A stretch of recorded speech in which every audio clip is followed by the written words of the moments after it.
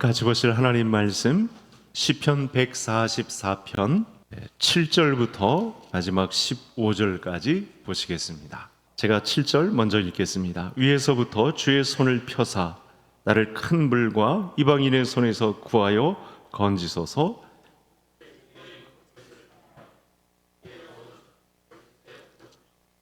하나님이여, 내가 주께 새 노래로 노래하며 열줄 비파로 주를 찬양하리이다.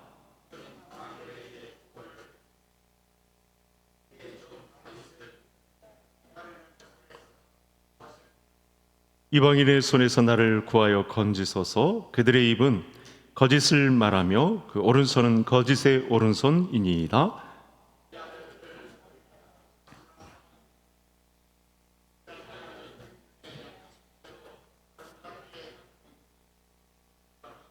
우리의 곳간에는 백곡이 가득하며 우리의 양은 들에서 천천과 만만으로 번성하며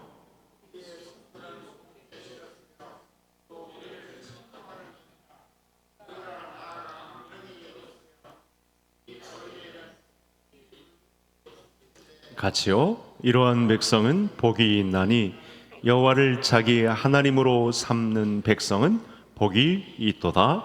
아멘.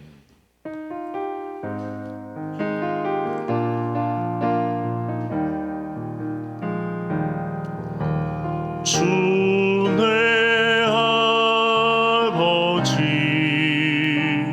크신 팔로 날 덮으시네.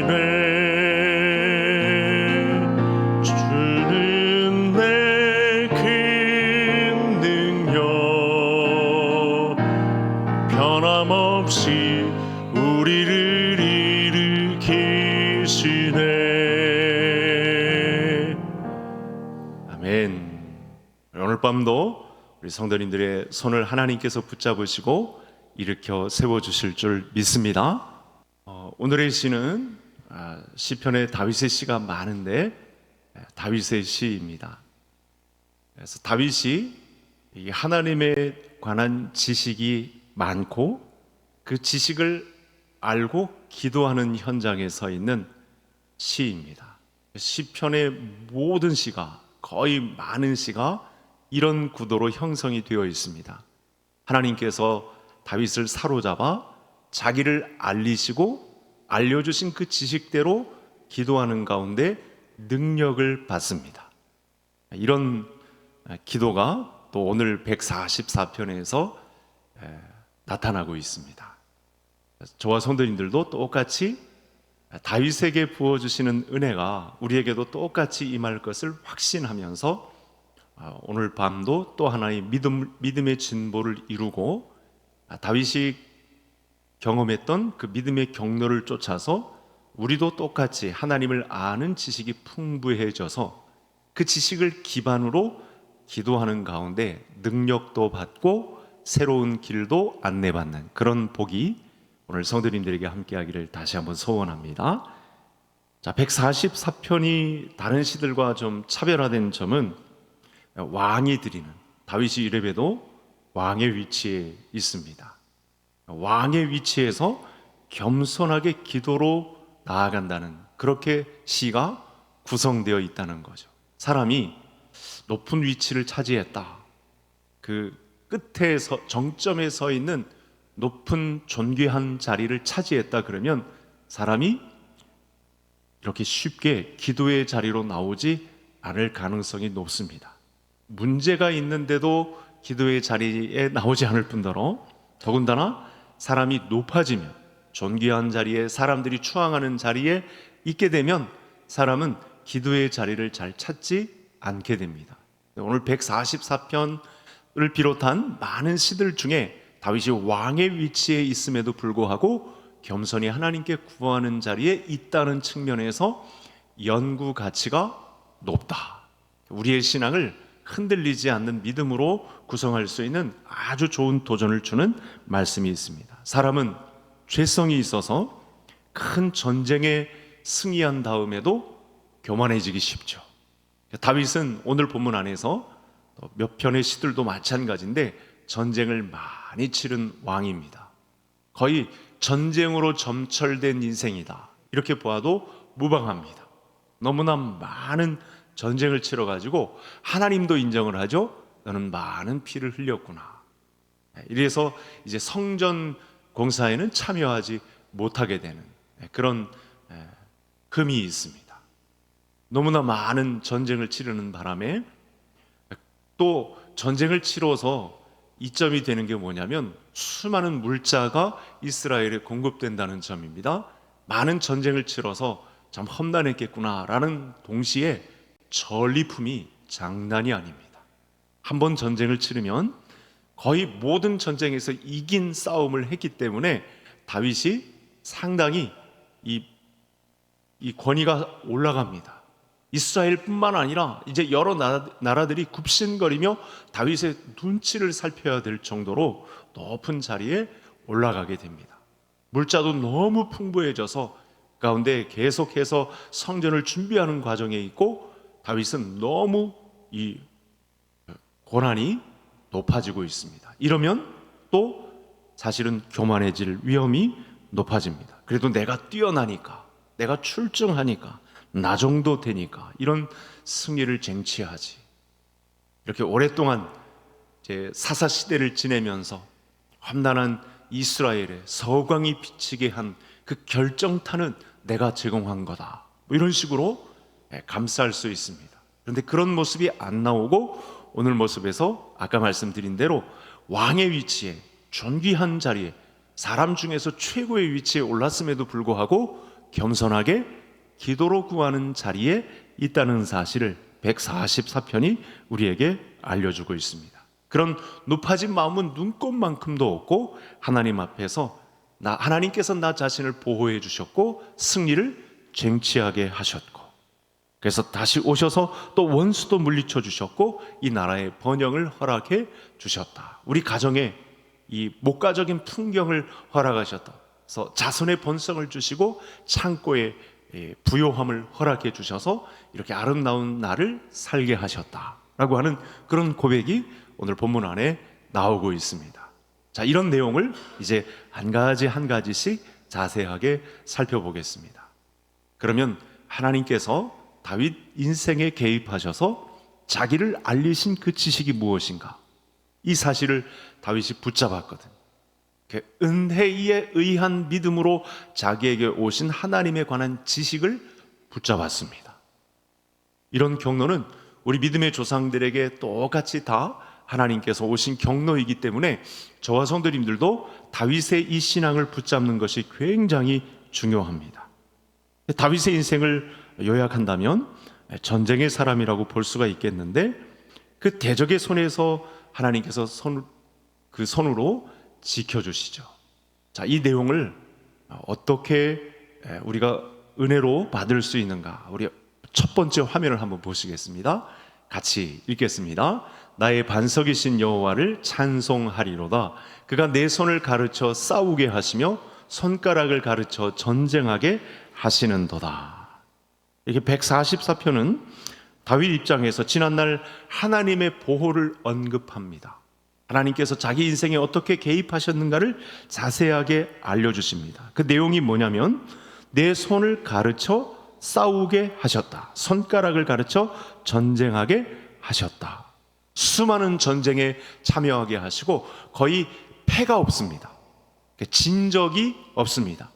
아람과의 지리한 싸움이 있던 적은 있었는데 패한 게 아닙니다. 모든 전쟁을 다 승리하고 나라들이 머리를 조아려 다윗 앞에 물자를 제공할 만큼의 엄청난 황제의 권력을 가질 정도의 위험 있는 자리까지 올랐는데 이게 왜 가능했냐? 1절에 단서가 있습니다. 잘 보시죠. 그가 내 손을 가르쳐. 그 전에 전쟁의 사람으로 준비되는 과정 중에 골리앗을 쓰러뜨릴 때 결정타를 날린 도구가 뭐죠? 물맷돌. 물맷돌의 그 손기술, 물맷돌을 돌리는 가속력 있게 골리앗의 이마에 박힐 정도의 결정타를 날릴 만한 손기술 누가 가르쳐 주셨다? 하나님이 직접 그 기도하는 시간 가운데 정교하게 세밀하게 간섭하셔서 이때는 이렇게 돌려야 돌이 날카롭게 짐승의 이 심장에 또는 이 폐부에 한 번 맞으면 일어설 수 없는 결정타를 어떻게 손기술을 써서 날릴 것이냐, 이런 문제를 정말 놀랄 정도로, 이건 누구 형들이 가르쳐 준 것도 아니고 아버지 이세가 가르쳐 준 것도 아니고 전쟁에 나온 어떤 군대 장관이 가르쳐 준 것도 아니고 그 목동 시절을 지낼 때부터 하나님께서 이 손기술을 가르쳐 주셨다. 무엇을 드릴 때? 기도를 드릴 때. 이런 내용을 정교하게 가르쳐 주셨다. 그러니까 다윗의 손가락 마디마디는, 온몸은 사실은 병기라고 보아야 합니다. 움직이는 병거라고 보시면 정확합니다. 그런 전사의 모습으로 준비될 수 있도록 하나님께서 개입해 주셨어요. 그러니까 그 수많은 전쟁을 치르면서 왜 승전보를 울릴 수 있느냐? 물론 하나님께서 개입했다는 그 기둥은 정확한데, 그 결정타는 뭐냐면 하나님께서 다윗의 손가락 마디마디에 이 전쟁의 기술, 싸움 기술을 전수해 주셨다라고 하는 말을 1절부터 이렇게 가르쳐 주고 있다는 사실이죠. 그리고 사람은 기계가 아니지 않습니다. 사람은 뭐 전쟁 병기 로봇이 아닙니다. 지치고 피곤하고 이제는 좀 그만하고 쉬면 좋겠다, 뭐 이런 식으로 퇴화되고 좀 멈췄으면 좋겠고 좀 눕고 싶고 그랬을 것입니다. 다윗이라고 뭐 그야말로 용가리 통뼈가 아니기 때문에 전쟁에 여러 번 시험을 치르면서 사실은 쉬고 싶고 멈추고 싶고 그만하고 싶고 이 전쟁의 늪에서 좀 빠져나오고 싶은 그런 생각도 있을 것입니다. 그런데 하나님은 다윗에게 전쟁의 병기로 싸움 기술을 가르치면서까지 평생에 걸쳐 전쟁을 하게 하셨습니다. 그럼 잠깐 지나가면서 왜 이렇게까지 했을까요? 여러분, 사울 왕을 보시면 알겠지만 이 가나안의 여파가 이 사사 시대를 지내면서 이 통일 이스라엘이 세워지기 직전까지, 그리고 사울 왕까지 이 가나안 문화가 얼마나 이스라엘을 괴롭히는지 모릅니다. 가나안 바탕 땅도 그렇고 주변국들도 마찬가지고 하나님 믿는 신앙을 극도로 싫어하게 만듭니다. 그래서 이스라엘 사람들로 하여금 하나님을 믿지 못하게 만듭니다. 금방 이 정도면 됐겠다 싶은 그때에 또 사람들이 배반하고 하나님의 이름을 멸시하고 우상 숭배하고 이런 일들을 반복하죠. 그런 민족들과 상대해서 블레셋을 중심으로 아람 군대, 뭐 여러 주변의 모든 나라들 가운데 다윗을 세워주셔서 손기술을 가르쳐 주시고 군대 장관으로 등극하게 하시고 골리앗을 이긴 이후 군대 장관으로 서고 왕이 되면서까지 계속해서 이 가나안 민족 그리고 주변 하나님을 멸시하는 우상을 섬기는 이방 민족들을 상대하여 전쟁에서 승리를 거두게 하시는 이 일에 하나님께서 개입하셔서 기도 시간에 지혜를 주시고 병법을 연구하게 하시고 싸움 기술을 전수해 주셔서 다윗이 백전백승을 거둘 수 있는 그 위치에 올려놓으셨다는 아주 위대한 고백을 오늘 말씀에서 주고 있습니다. 뿐만 아니라 이렇게 손기술을 가르쳐 싸우게 하신 하나님께 피하게 만들었고, 백성들이 2절에 보시면 자기에게 복종하게 하셨다라고 하면서 감사 기도드리고 있는 그런 모습이 나타납니다. 하나님께서 정교하게 싸움 기술을 다윗에게 전수하자 백성들도 하나님이 다윗을 사용하시는 이 문제 앞에 다윗을 왕으로 모시고 군대 장관으로 모시고 복종하게 하시는 그런 과정까지 겪었다. 자, 그러면 오늘 본문을 보면서 이제 연말이 다가오고 있는 올 2025년이 마무리되고 있는 이 시점에 다윗처럼 저와 성도님들에게 하나님은 어떤 분이셨습니까?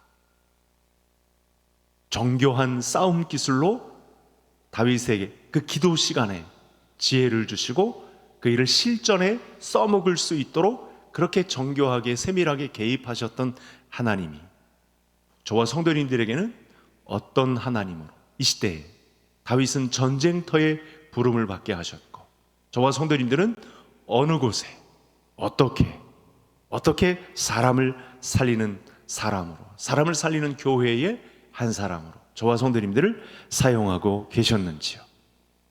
그럼 다윗은 전쟁을 치르는 경험 없는 상황 가운데서도 하나님을 의지할 마음을 주셨고, 기도하면서 이 전쟁 기술은 사실은 다 극도로 누구나 싫어하는 거죠. 전쟁이 나라에 일어나서도 안 되는 일이고, 부모님들도 권장하지도 않고, 나 자신도 그렇게 병기가 아닌 이상 싸울 만한, 먼저 싸움을 걸고 싸움 전쟁터에 나갈 만한 그런 능력조차 없는 인생입니다. 그런데 하나님은 다윗을 이렇게 몰아가셨습니다.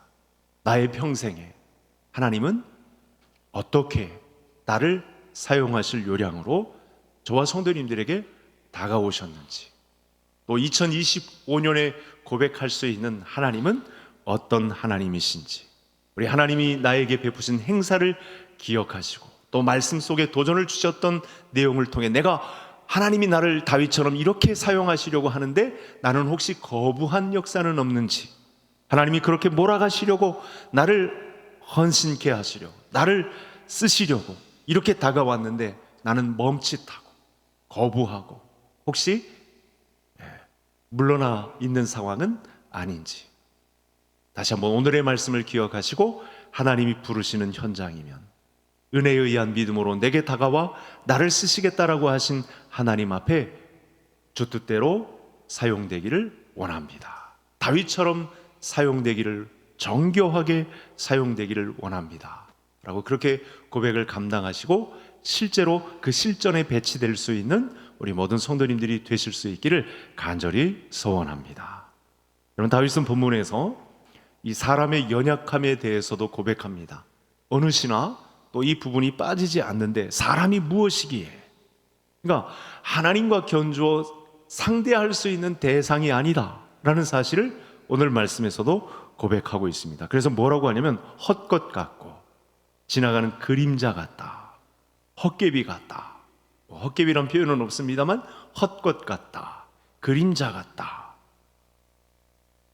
연약하기가 갈대 같고 벌레와 다를 바 없고, 이제 잠시 후면 흔적도 없이 사라질 것 같은 이 연약한 인생 가운데 왜 하나님 저를 쓰시려고, 하나님 저를 만지시고 왜 이렇게 몰아가시고 하나님 나라 진행에 저를 이렇게 발을 들여놓게 하십니까? 라는 말을 합니다.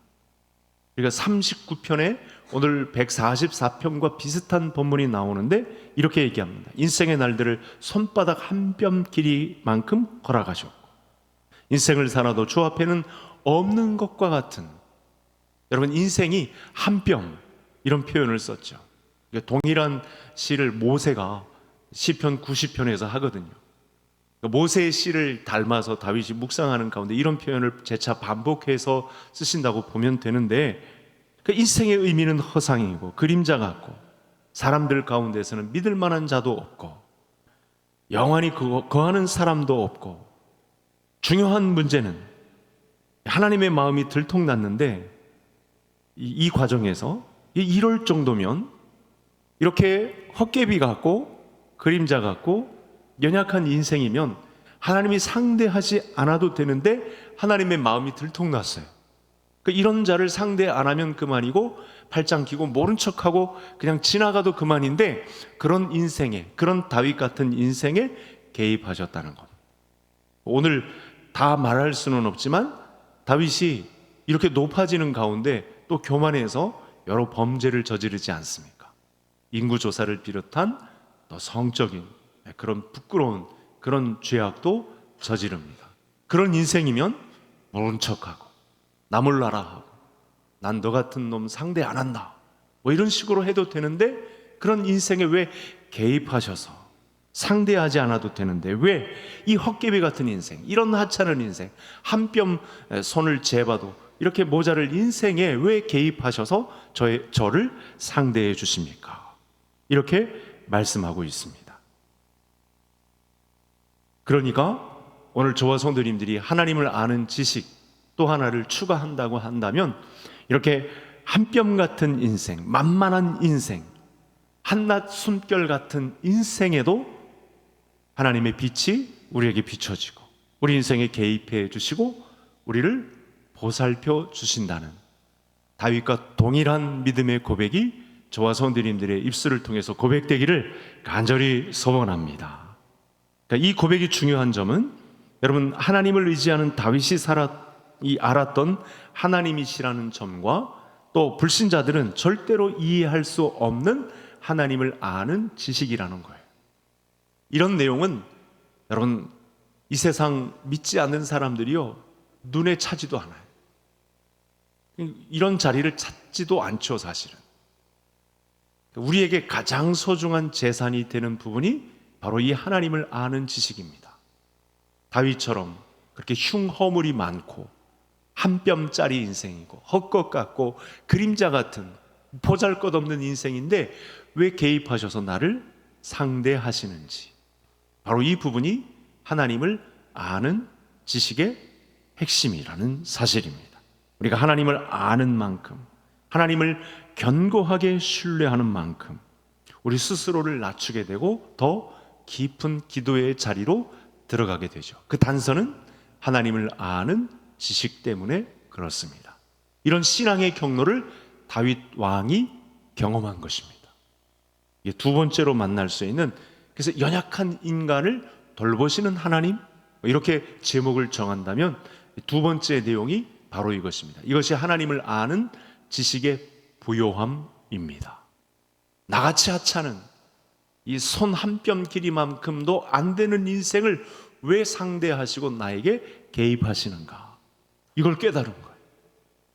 나 같은 정도라면 그냥 냄새나서 발로 뻥 차고 너 같은 놈 상대 안 한다 이렇게 해도 무방한데, 하나님은 오셔서 상대하셨습니다.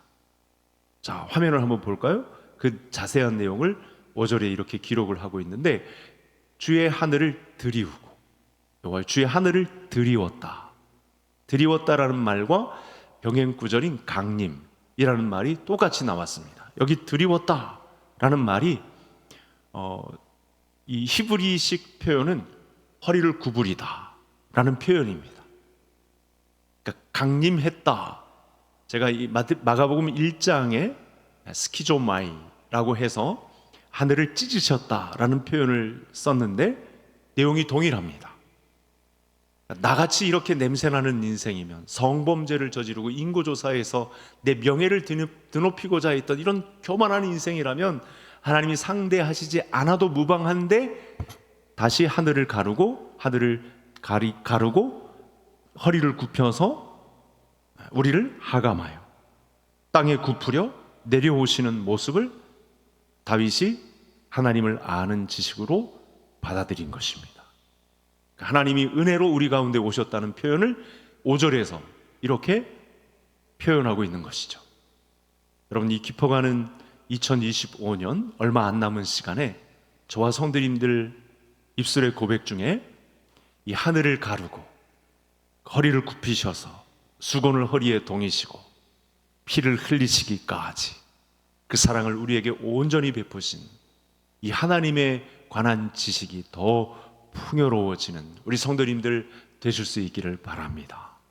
이런 지식을 기반으로 이렇게 기도해요. 여기 지금 표현이 있는데 6절에서 무찌르소서. 수많은 전쟁을 계속해서 평생에 걸쳐 치르니까 적들을 무찌르소서. 손을 펴사 구하여 건지소서. 여러분, 전쟁 광이다시피 한 전쟁에 능한 다윗 왕이라 할지라도 왜 위기가 없었겠습니까?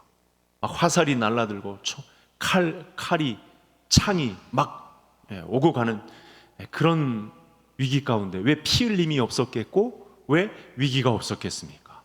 그런데요, 여러분, 동사에 한번 주목해 보십시오. 이게 국어사전에 있을지는 모르겠는데 명령형 동사입니다. 하나님을 바로 아는 지식에 의해서 하나님께서 이런 일을 행하실 수 있는 전쟁에 능한 여호와, 만군의 여호와시니까 무찌르소서. 명령형 동사, 손을 펴사 구하여 건지소서. 이런 기도가 가능합니다. 그래서 전쟁의 승리를 거둡니다. 여러분, 이것이 신자의 명예고 신자의 위치가 되는 것이고 능력이 되는 것이죠. 그러니까 하나님을 믿는다 할 때 그냥 겉껍데기만 수박 이 핥는 식으로 신앙생활 하는 것이 아니고, 다윗은 하나님을 아는 지식을 기반으로 하나님께 명령까지 합니다. 만군의 여호와여, 전쟁에 능하신 여호와여, 무찌르소서, 우리를 구하여 건지소서, 이런 표현까지 쓰고 있다는 사실입니다. 이렇게 하나님은 연약한 다윗을 돌보시는, 보살피시는 그런 하나님이셨다.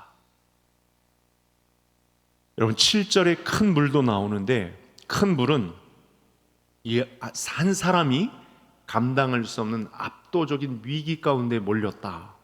많은 물소리, 이렇게 큰 물이 둘러덮였다. 여러분, 불도 위험한데 물은 정말 위험합니다. 물 가운데 빠졌다. 이건 감당할 수 없는 상황입니다. 그런 절박한 상황 가운데 친히 개입하셔서 무찌르소서, 보호하소서, 이런 표현을 쓰고 있습니다. 여러분, 이방인은, 하나님을 알지 못하는 사람들은 이 내용을 절대 기도할 수도 없고요, 요청할 수도 없고, 이런 경로에 의한 믿음을 맛볼 수도 없습니다. 그래서 저와 성도님들이 지금 하나님을 믿는 신자의 위치에 섰다는 것은 다윗의 능력을 동원할 수 있는 힘이 똑같이 있다. 그래서 8절을 보시면 또 독특한 표현이 나왔는데, 이방인의 거짓말, 거짓의 오른손, 그러니까 적들의 손에 가깝게 붙잡힌 듯한 상태에서 하나님을 알고 하나님에 관한 지식으로 기도하고 있는 그런 장면이 계속해서 나타나고 있습니다.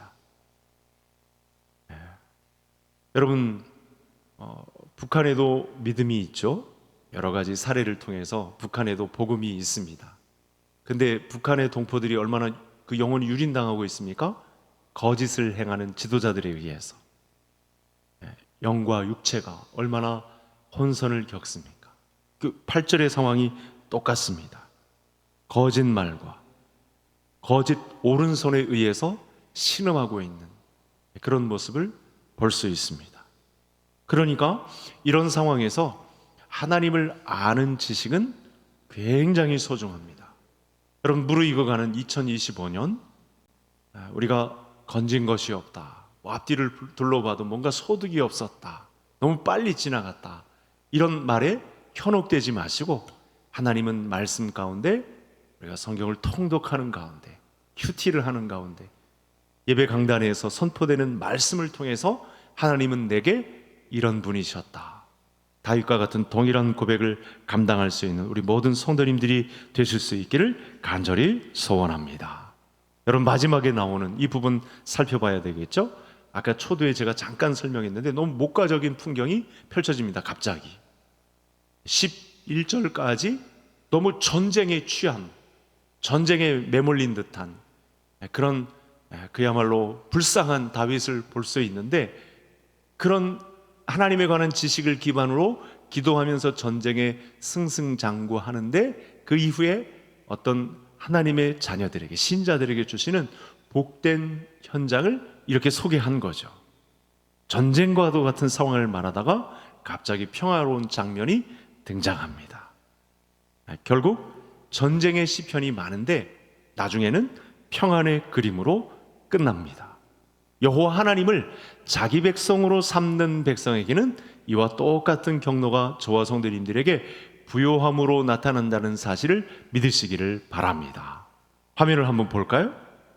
여기 이 내용만, 여러 구절이 있지만 15절까지 있지만 12절만 보면 우리가 본문을 짚고 기도해야 할 아주 중요한 내용이 있습니다. 보니까 자녀들에 대한 축복을 하나님께서 다윗에게 하고 있죠.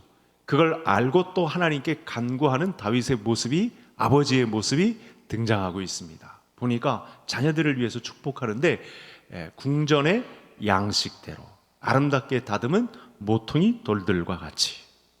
이게 무슨 내용일까요?